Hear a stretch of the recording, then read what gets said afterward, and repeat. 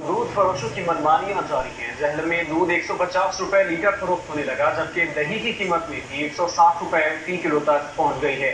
शहरी इस मनमाने इजाफे पर परेशान दिखाई दे रहे हैं। इस हवाले से मजीद जानते हैं बाबर हुसैन से। जी बाबर, आगाह कीजिएगा। हाँ जी बिल्कुल, इस वक्त झेलम में जो है दूध का रेट 150 रुपए किलो तक कर दिया गया और उसके साथ 160 रुपए किलो दही का रेट मुकर्रर कर दिया गया। हुकूमत की रेट यहाँ पे कहीं भी नजर नहीं आती। जो दुकानदार है वो ये कहते हैं कि पीछे से माल महंगा होने की वजह से खल बढ़ना महंगा हो गया, जिसकी वजह से हमें दूध का रेट बढ़ाना पड़ा है। उसके साथ अगर देखा जाए तो शय पर तो नोश आगे महंगी है। हुकूमत की तरफ से जो रिलीफ देने के वादे हैं वो यहाँ पे भी वफा नहीं हो रहे। दूध और दही जो रोजाना की बुनियाद पर इस्तेमाल होता है उससे डायरेक्ट जो है कस्टमर मुतासर होते हैं। हुकूमती दावे अपनी जगह, लेकिन इंतजामिया की तरफ से जो मुकर्रर किए गए रेट है दूध और दही के, वहाँ पे किसी भी दुकान पे ऐसा दूध नहीं मिलता जो मुकर्रर रेट पे मिले।